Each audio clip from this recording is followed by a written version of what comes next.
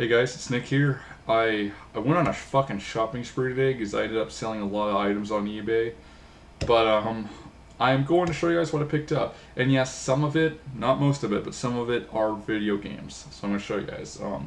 No particular order, but I took a trip to some place. It's kind of like my secret hideout when it comes to like getting video games. I don't tell anybody where this place is.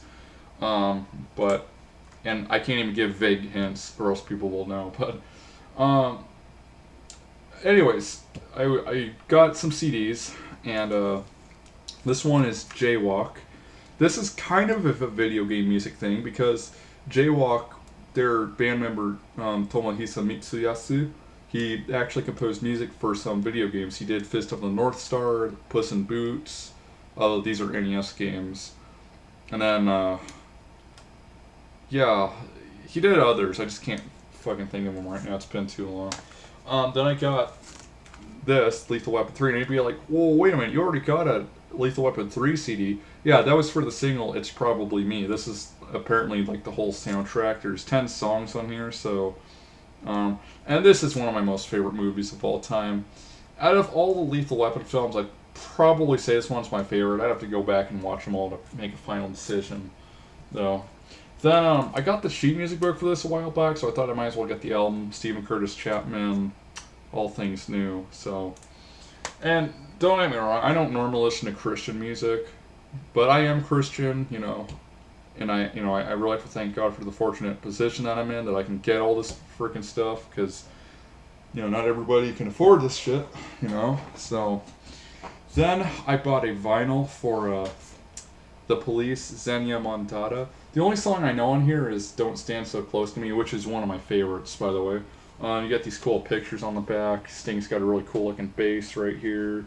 And he's sitting on a bass here. So, he'll always be one of my most influential, musical inspirations. Because I love all the kinds of music he does. He doesn't just do one type. He generally does rock, or at least he used to. Now he's doing like more orchestral stuff. But he always did like rock and jazz and blues. He'd always do all this stuff, and those are my favorite genres. Rock, of course, is my favorite. Blues is what I compose music in. So yeah, I'm very excited. Then I went to, I went to a couple Goodwills. One of the things I found though was this, a strategy guide for F-Zero GX, and I got a funny story about this. Okay, so. I actually used to own this book when I was a little kid, when it first came out. And the very next day after I bought it, I got it at like a Walmart. My family was going to like some Mardi Gras thing that my uncle was performing at. So we went there and I brought the book with me, and of course I left it there and nobody could ever find it. So yeah, this was only $5 though, so I mean, that's good for replacing. I don't know how expensive it was before, but that's not it. This is my favorite racing game on the GameCube, and it really pissed me off playing through the story mode. But I used to go to an arcade called GameWorks on extremely rare occasions. I mean, I went there last time I was at PAX, but they had an arcade cabinet, and I'll show you guys what it looks like. The one we had at GameWorks wasn't the same one, but here's what a normal cabinet looked like, and this one was called F-Zero AX. Now, apparently, they had like a couple of these machines at GameWorks, and what you could do is you could put your memory card in there. You bring your GameCube memory card, put it in, and you'd get like extra tracks, extra characters, and my favorite, of course, is PJ. You think because I like foxes, it would either be, what's his name, Dr. Schwartz or whatever, or or James McCloud, but no, my favorite one is, my favorite one is PJ. Dr. Stewart, that's his name. Anyways, because he has the golden fox. So I got all but one track on there. I think it was some like version of Mute City. And, I go back there years later to find out that the arcade's not even there anymore. And it wouldn't be such a big deal, except apparently that's one of the rarest arcade cabinets ever in the US, because apparently, from what I heard, only like 48 or 50 of those arcade machines exist in the US, or exist like in US and Japan. So, I mean, It's too bad. I mean, hopefully I can go to Japan someday or find another arcade cabinet and play it. I don't know why they got rid of it. Another one they got rid of is a game I picked up. Another arcade that GameWorks used to have that they got rid of is a game I picked up today that I also used to have. I don't know where the hell it went now, but let me show you some movies I got.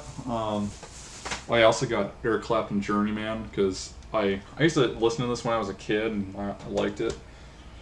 Now, first of all, I'm going to show you guys something really fucked up.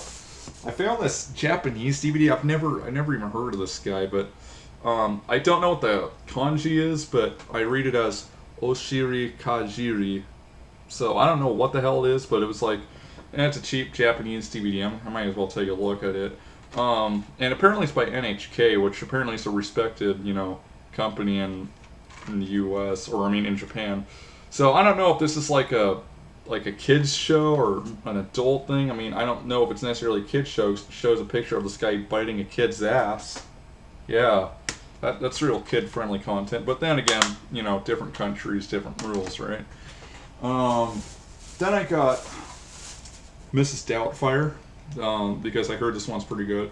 And, I actually saw Ferngully today. I was going to get that because I think Robin Williams was funny in there when I saw the Nostalgia Critics review, but just me, the movie might suck for all I know. Also found a tuner, so that's pretty cool. And yeah, I use my keyboard to tune my guitar and everything, but it's cool to have one of these anyway, just in case, This thing's probably more accurate, I don't know. But it's pretty cool. It's a bit heavy. It's a Seiko, and a quartz music tuner, I guess. I don't know. Must be Seiko, though, because it's from Japan. So this is pretty cool. I mean, there's violin, mandolin, and guitar tuning, and any key, and pitch shift, so you can go from 440 hertz to 445. I'm usually a 450 hertz kind of guy, but I'm going back to like 442 because, I've been playing the Offspring course, so. Then I got the tape for Sgt. Pepper's Lonely Hearts Club Band. I used to have the CD for this, but this was back when I didn't take care of shit. So this was only 25 cents, so I thought, not a big deal to get it. Okay, then, another movie I ended up getting was Hunt for October, because I have the NES game, but I always wanted to see what the movie was like. Especially hearing Sean Connery or James Bond, be a Russian commander with a Scottish accent. I mean, that makes a lot of sense if you ask me. And I should know, I'm Scottish, so. Another CD I picked up. This is pretty fucking cool because I come from Seattle. Here's a European single for Them Bones by Alice in Chains. This is fucking cool. I'm not gonna lie. I don't know what's on here. It doesn't say. It could just be the one song. Them Bones, Bleed the Freak, and It Ain't Like That. I think I've heard of those. I think those are all on Dirt. I don't have that album, but I have the music book for it. I have the tape, though. I should check the tape. One more tape I got was, they had this Miami Vice one, and for 25 cents, I can't bitch. And I've seen the show before a couple times, and it's okay. I mean, not my favorite show ever, but it's alright. Anyway, so I told you that GameWorks got rid of an arcade game I used to love playing there, besides F-Zero. And this is it. Coincidentally, it's also by Sega. But again, I used to own this game. I got it at Blockbuster, but I don't know whatever happened to it. But this was a pretty damn fun game. It's not the best game ever or anything, but it's pretty fun to play. I mean, I never checked the disc, but I think this was only $3. So I mean, even if the disc is crappy, yeah, looks dirty more than scratched, so that's good. That means it might still work. GameCube games are pretty good about that, so yeah, I'm gonna keep my hopes up. I think that's about it. There might be something else. Oh yeah, I did get an NES game, and that is Ice Hockey.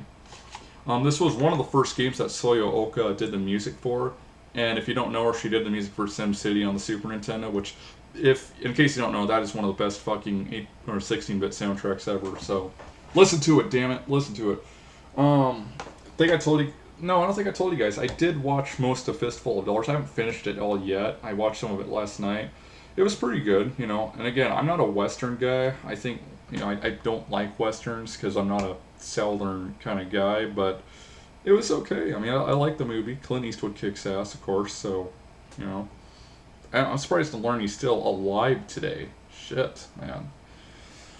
So, anyways, I think that's about it. I mean, yeah, like I said, I'm very fortunate to be able to spend all this money.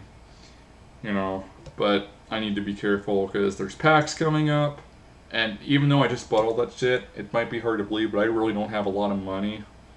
But yeah, this the one place I get those video games at. I like to keep a secret, so I hope people aren't too pissed off at me. But yeah. Okay, thank you guys for watching. Have a great weekend. I'm gonna go play guitar. It's already 8 o'clock now, 8:30 I should say, and I didn't really get my fair share of guitar in today. So I'll see you guys later. Have a great weekend. Peace out.